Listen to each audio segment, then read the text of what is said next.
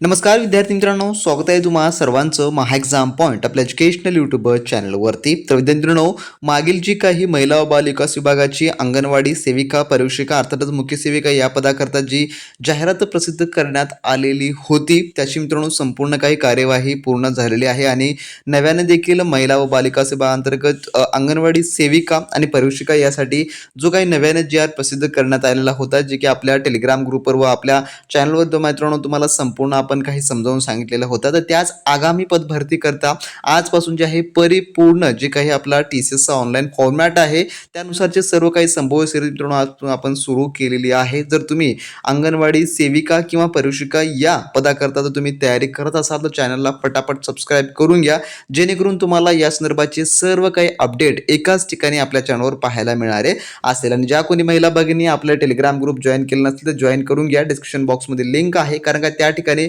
तुम्हाला सर्व प्रश्नपत्रिका अपडेट, परीक्षा update, paper update, GR update हे सर्व काय आपण त्या ठिकाणी मित्रांनो देत असतो. तर आजचा आपला हा व्हिडिओचा भाग 1 आहे, ज्यामध्ये अंगणवाडी सेविका आणि परीक्षिका थोडक्यात मुख्य सेविका या पदाकरताचे PYQ बेस काही IMP क्वेश्चन्स पाहणार आहोत, ज्यावरून तुम्हाला एक येणारी जी आपली आगामी पदभरती आहे त्यामध्ये जो पेपर फॉर्मॅट जो पॅटर्न असणार आहे त्याचा एक तुम्हाला मित्रांनो संपूर्ण काही गेस हा करता यावा या दृष्टिकोनातून आपल्या भाग 1 मध्ये आपण काही IMP PYQ क्वेश्चन्स आपण कव्हर करणार आहोत. तर सुरू करू व्हिडिओ वेळ न वाया घालवता. आणि यामधला प्रश्न क्रमांक पहिला पहा, यामध्ये काय म्हणतो की ICDS अंतर्गत किशोरवयीन मुलींसाठीच्या SAG योजनेचं प्राथमिक उद्दिष्ट काय आहे. तर हा PYQ क्वेश्चन आहे. पहा कोणत्या लेवलचे क्वेश्चन परीक्षेमध्ये विचारले जातात.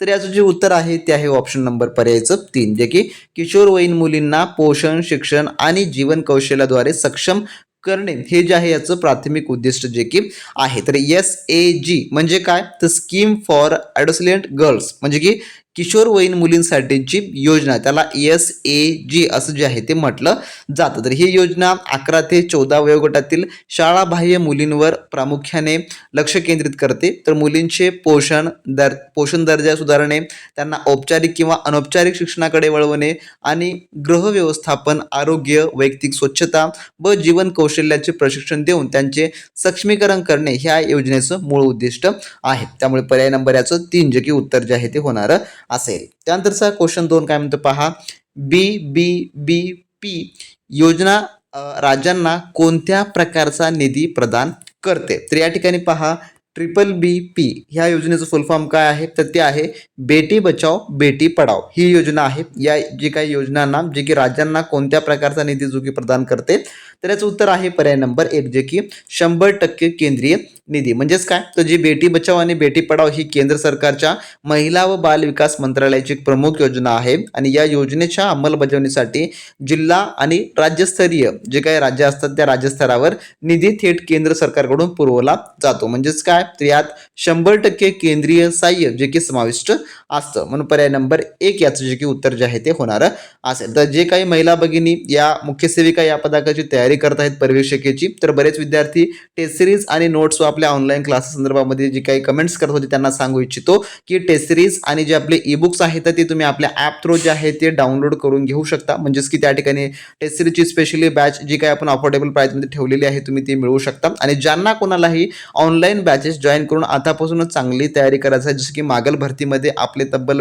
20 महिला भगिनी जे काही मुख्य सेविकेमध्ये लागलेले होते, त्या प्रकारे जर तुम्हाला या परीक्षेमध्ये देखील आगामीची A to Z basic to advance लेवलची तयारी करायची असेल मित्रांनो, येत्या आपण 5 ऑगस्ट पासून, कधी तर 5 ऑगस्ट पासून आपली जी आहे जे की स्पेशली अंगणवाडी मुख्य सेविकासाठीची बॅच जे आहे आपण ते सुरू करणार आहोत, ज्यामध्ये तुम्हाला संपूर्ण ऑनलाईन क्लासेस होतील, ज्यात तुम्हाला नोट्स मिळतील, PYQ पेपर मिळतील, त्यासोबतच तुम्हाला संपूर्ण काही PYQ पेपरचा ॲनालिसिस व त्यासोबतच तुम्हाला ऑनलाईन टेस्ट सिरीज देखील सॉल्व्ह करायला मिळणारे असेल, ज्याची तयारी एकाच ठिकाणी A to Z पद्धतीने होणार असेल. तुम्हाला इतरत्र काही पाहण्याची गरज लागणारीच नसेल महिना भगिनींनो. आणि जर तुम्हाला फक्त आणि फक्त टेस्ट सिरीज जर ई-बुक हवे असतील तर ते देखील मित्रांनो आपल्या ॲपमध्ये जे आहे ते उपलब्ध आहे. डिस्क्रिप्शन बॉक्समध्ये तुम्हाला आपल्या ॲपची लिंक मिळेल, त्या ठिकाणी जा, आपले ॲप डाउनलोड करून घ्या आणि त्यामध्ये कोर्सेसमध्ये जाऊन तुम्ही आपली अंगणवाडी सेविकासाठी असलेली टेस्ट सिरीज आणि ई-बुक जे आहे ते तुम्ही मिळवू शकता.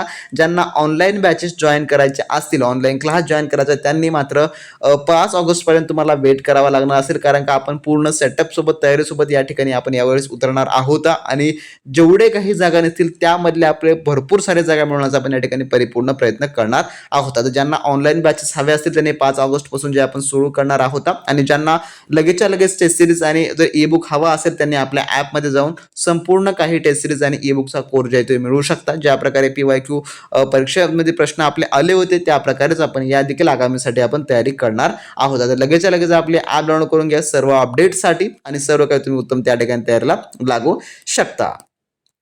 त्यानंतरचा प्रश्न पुढील असा आहे तिसरा, अनाथ आश्रमातील मुलींच्या विवाहासाठी आर्थिक मदत योजनेअंतर्गत किती आर्थिक मदत दिली जाते? तर याचं उत्तर आहे पर्याय नंबर जे की 50,000 एवढी जी आहे ती दिली जाते. म्हणजेच काय तर महाराष्ट्र शासनाच्या महिला व बालविकास विभागांतर्गत संस्थांमधील म्हणजे काय जे अनाथ आश्रमातील तसेच संस्थेबाहेरील अनाथ मुलींच्या विवाहासाठी आर्थिक सहाय्य दिला जातो. या योजनेअंतर्गत विवाहाचा खर्च आणि मुलीच्या भावी आयुष्याला आधार देण्यासाठी 50,000 जी की आर्थिक रक्कम दिली जाते, म्हणून पर्याय नंबर 1 उत्तर होईल.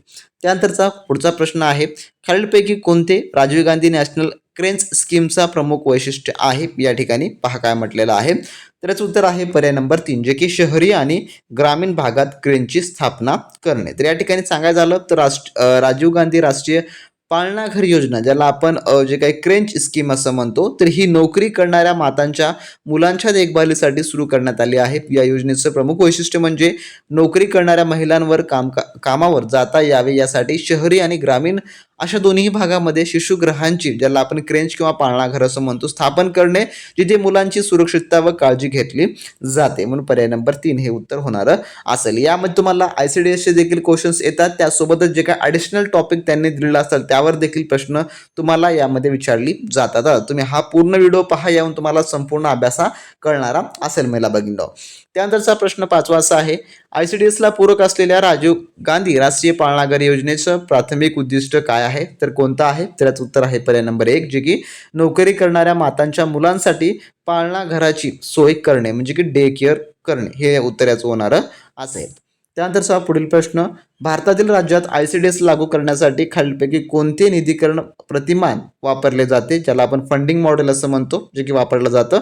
तर याचं उत्तर आहे पर्याय नंबर 2 जे की 60-40 केंद्र आणि राज्य सरकारात खर्चाची वाटणी. म्हणजे काय, सामान्य राज्यांमध्ये जे काही विशेष श्रेणीतील राज्य व ईशान्येकडील राज्य वगळता एकात्मिक बालविकास सेवा म्हणजे की ICDS अंतर्गत अंगणवाडी सेवांच्या अंमलबजावणीसाठी 60-40 हे निधीचं प्रमाण आहे. म्हणजेच काय, तर एकूण खर्चाच्या 60% वाटा हा केंद्र सरकार उचलते आणि उर्वरित 40% वाटा हा जे की संबंधित राज्य सरकारला द्यावा लागतो, त्यालाच हे म्हटलं जातं, म्हणून पर्याय नंबर 2 हे उत्तर होईल. त्यानंतरचा पुढचा प्रश्न, खालीलपैकी कोणता बाल संगोपन योजनेचा थेट लाभ आहे यापैकी? तर याचं उत्तर आहे पर्याय नंबर 3 जे की संस्थात्मक संगोपनापेक्षा कुटुंबधारित संगोपनाला प्रोत्साहन देणे, हे जे थोडक्यामध्ये आहे, म्हणून पर्याय नंबर 3 हे उत्तर होईल. त्यानंतरचा प्रश्न पुढचा असा आहे, राजकीय सहभागात स्त्री नेतृत्वाला प्रोत्साहन देण्यासाठी कोणती योजना मदत करते यापैकी? तर याचं उत्तर आहे पर्याय नंबर 1 जे की नारी शक्ती वंदन अधिनियम 2003 जे की संविधानातील 106वी जी की सुधारणा याद्वारे थोडक्यामध्ये आहे. अधिनियम 2023 आहे, थोडक्या या ठिकाणी 23 या ठिकाणी आहे. म्हणजेच काय या ठिकाणी सांगायचं झालं तर महिलांच्या राजकीय क्षेत्रातील सहभाग आणि नेतृत्व वाढवण्यासाठी केंद्र सरकारने संसद आणि राज्याच्या विविध जे काही विधानसभा आहेत त्यामध्ये महिलांसाठी 33% जी जागा आहे ते राखीव ठेवण्याचं ऐतिहासिक तरतूद नारी शक्ती वंदन अधिनियम जे की 2023 हा जो आहे थोडक्यामध्ये जो की जाहीर केलेला होता. आणि हे कशामार्फत झालंय तर 106वी जी घटना दुरुस्ती होती त्यामार्फत झालेली आहे. त्यानंतर पुढील प्रश्न, इंदिरा गांधी मातृत्व सहयोग योजनाचे प्राथमिक उद्दिष्ट काय आहे? तर याचं उत्तर आहे पर्याय नंबर 2 जे की गरीब आणि स्तनंद महिलांना वेतनाच्या नुकसानाची भरपाई करण्यासाठी आर्थिक सहाय्य प्रदान करणे, हे जे आहे थोडक्यामध्ये जे की आहे, म्हणून पर्याय नंबर 2 हे याचं उत्तर होईल. त्यानंतर प्रश्न 10वा, राष्ट्रीय अन्न सुरक्षा अधिनियम 2013 कोणते कलम पोषण 2.0च्या मार्गदर्शक तत्वाशी संबंधित नाही असं म्हटलेलं आहे?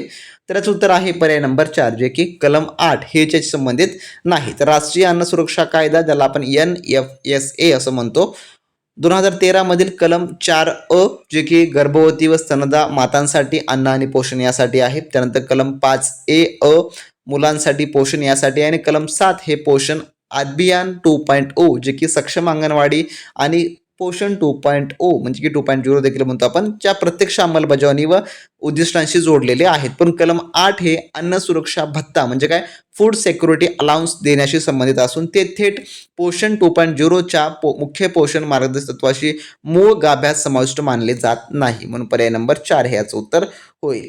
त्यानंतरचा प्रश्न 11वाचा आहे, बाल न्याय मुलांची काळजी आणि संरक्षण आदर्श नियम 2016 अंतर्गत महाराष्ट्रातील जिल्हा बाल संरक्षण युनिट चे खालीलपैकी कोणते कार्य नाही यापैकी, तर याचं उत्तर आहे पर्याय नंबर 4 जे की जिल्हा आणि स्थानिक पातळीवरील समितींना बाल कल्याण आणि संरक्षण कार्य सोपवण्याच्या अधिसूचना जारी करणे हे जे थोडक्यामध्ये यांचं कार्य नाही.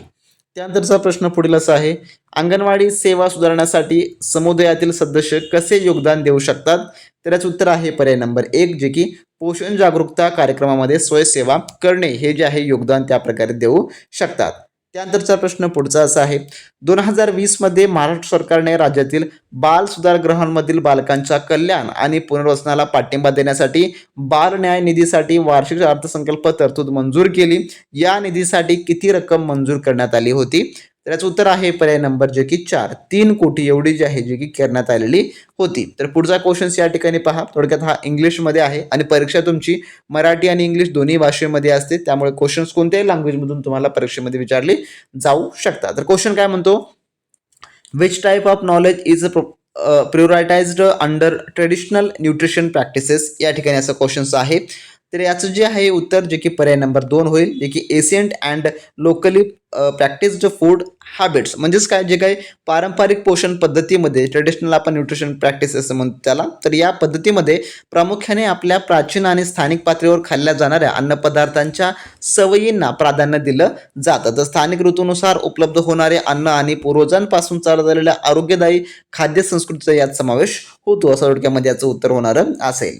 त्यानंतरचा प्रश्न 15वा, अपर नारी परीक्षा अधिनियम 1958 जे काही आपण याला म्हणतो की अपराधांची परीक्षा असं म्हणतो, तर ही आहे अपराधांची परीक्षा अधिनियम 1958 अंतर्गत परीक्षा अधिकारी म्हणजे अंतर्गत परीक्षा अधिकारी म्हणून नियुक्ती केलेल्या किंवा मान्यताप्राप्त अधिकारी. तर कशानुसार डॅश अंतर्गत कोणत्या कलमानुसार आहे, तर याचं उत्तर आहे पर्याय नंबर 2 जे की कलम 13 अन्वये हे ज्या थोडक्यामध्ये आहे. तर गुन्हेगारांची परिवीक्षा अधिनियम 1958 ज्याला आपण प्रोबेशन्स ऑफ ऑफेंडर्स ॲक्ट 1958 असं म्हणतो, तर मधील कलम 13 जे की सेक्शन 13 आहे, अंतर्गत परिवीक्षा अधिकारी किंवा परीक्षा अधिकारी ज्याला आपण प्रोबेशन ऑफिसर असं म्हणतो ची नियुक्ती किंवा त्याला मान्यता देण्यासंबंधीची कायदेशीर तरतूद स्पष्ट करण्यात आल्या आहेत, त्या कलम 13 अन्वये आहे. त्यानंतरचा प्रश्न, पोस्को अधिनियमानुसार बालकांवर लैंगिक अत्याचारासाठी कमाल शिक्षा किती आहे, तर याचं उत्तर आहे पर्याय नंबर 4 जे की आजन्म कारावासाची शिक्षा किंवा मृत्यूदंड हे जे आहे थोडक्यामध्ये आहे. त्यानंतरचा पुढचा प्रश्न, बालविवाह प्रतिबंधक कायदा 2006 नुसार भारतातील मुलींचे लग्नांसाठी किमान कायदेशीर वय किती आहे, कायदेशीर म्हटलेलं आहे, तर याचं उत्तर आहे पर्याय नंबर जे की 2 18 वर्ष एवढं जे की आहे. त्यानंतर पुढील प्रश्न, 1956च्या अनैतिक व्यापार प्रतिबंधक कायद्याअंतर्गत तस्करीला बळी पडलेल्या महिला आणि मुलांना खालीलपैकी कोणत्या गोष्टीचा अधिकार आहे, तर याचं उत्तर आहे पर्याय नंबर 4 जे की पुनर्वसन आणि सामाजिक एकीकरण कार्यक्रम याचं थोडक्यामध्ये आहे. त्यानंतर पुढील प्रश्न, KSY चे पूर्ण रूप काय आहे, तर याचं पूर्ण रूप काय होणार असेल, तर ही एक योजना आहे जी की किशोरी शक्ती योजना आहे आणि त्याचं पूर्ण रूप हे पर्याय नंबर 1 मध्ये आहे. त्यानंतरचा पुढचा प्रश्न, लैंगिक गुन्ह्यापासून बालकांचे संरक्षण अधिनियम 2012 अंतर्गत गंभीर लैंगिक अत्याचारासाठी किमान शिक्षा किती आहे, तर याचं उत्तर आहे पर्याय नंबर 2 जे की 5 वर्ष कारावासाची शिक्षा एक जोडी या ठिकाणी आहे. त्यानंतरचा पुढचा प्रश्न, 1956च्या वर्षीच्या अनैतिक व्यापार प्रतिबंध कायद्यानुसार वेश्या व्यवसायाची व्याख्या कशी केली गेली आहे, या ठिकाणी जे काही वेश्या व्यवसाय असतो त्याची व्याख्या, तर याचं उत्तर आहे पर्याय नंबर 2 व्यावसायिक हेतूने व्यक्तीचे लैंगिक शोषण किंवा गैरवापर अशी जी याची व्याख्या करण्यात आलेली आहे. तुम्हाला असे देखील प्रश्न परीक्षेमध्ये येतात. त्यानंतरचा पुढचा प्रश्न, बाल सल्लागार केंद्राद्वारे प्रदान केलेल्या सेवांचा एक प्रमुख घटक कोणता आहे, तर याचं उत्तर आहे पर्याय नंबर 2 जे की मानसिक आधार आणि संकटकालीन हस्तक्षेप हे जे थोडक्यामध्ये आहे. त्यानंतर पुढील प्रश्न, बाल न्याय म्हणजेच काय, तर मुलांची काळजी आणि संरक्षण सुधारणा अधिनियम 2006 नुसार विधी संघर्षग्रस्त मूल कोण आहे यापैकी? त्याच उत्तर आहे पर्याय नंबर 3. एखादा अल्पवयीन ज्याने गुन्हा केल्याचा आरोप आहे आणि त्याने असा गुन्हा केल्याच्या तारखेला 18 वर्ष पूर्ण केलेली नाहीत, अशासाठी हा थोडक्यामध्ये जो की नियम आहे. त्यानंतरचा पुढचा प्रश्न, बाल न्याय जे की मुलांची काळजी आणि संरक्षण सुधारणा अधिनियम 2006च्या अंतर्गत खालीलपैकी कोणती जबाबदारी बाल न्याय मंडळाची नाही यापैकी? त्याचं उत्तर आहे पर्याय नंबर जे की 2, मुलांची सामाजिक तपासणी करणे. ही जी आहे थोडक्यामध्ये जे की नाही, म्हणजे काय तर बाल न्याय मंडळाची जी की ही जी आहे जबाबदारी थोडक्यामध्ये नाही, म्हणून पर्याय नंबर 2 हे याचं उत्तर जे की होणार असेल. तर असे मित्रांनो जे काही आपल्या आजच्या व्हिडिओमधले टॉप 24 क्वेश्चन होते जे की आपण भाग 1 मध्ये पाहिलं आहे. जर तुम्हाला महिला व बालिकाच्या आपली जी अंगणवाडी मुख्य सेविका किंवा परिशिका आहेत या पदाकरताची परिपूर्ण तयारी करायची असेल आणि तुम्हाला असे रेग्युलरली व्हिडिओ पाहायचे असले, खाली कमेंट बॉक्समध्ये कमेंट करून सांगा. आणि ज्या कोणी महिला भगिनींना स्पेशली टेस्ट सिरीज किंवा ई बुक पाहिजे असेल तर त्यांनी लगेचच्या लगेच आपली ॲप डाउनलोड करून घ्या, त्यामुळे तुम्हाला हे सर्व काही मिळणार असेल. आणि ज्या महिला भगिनींना ऑनलाईन क्लास करायचे असतील त्यांनी 5 ऑगस्टपर्यंत वेट करायचं आहे, कारण का 5 ऑगस्टपासून संपूर्ण काही तुम्हाला ए टू झेड आपण आपल्या कोर्समध्ये शिकवणार आहोत आणि कोर्सची प्राईस देखील अगदी आपण अफोर्डेबलमध्ये ठेवणार आहोत. त्यामुळे लगेचच्या लगेच आपली ॲप डाउनलोड करून घ्या आणि त्यामधून आपली सध्याला तर तात्पुरतं तुम्ही टेस्ट सिरीज आणि संपूर्ण ई बुकचा आपल्या अभ्यासाला सुरुवात करा, ज्यामुळे तुम्हाला मार्केटमधलं कोणतंही महागडं पुस्तक किंवा महागडे कोचिंगची अजिबात गरज पडणारी नसेल. तर भेटू नेक्स्ट व्हिडिओमध्ये नवीन माझे नवीन प्रश्नांसोबत. तोपर्यंत बी प्रॅक्टिस क्रॅक एक्झाम.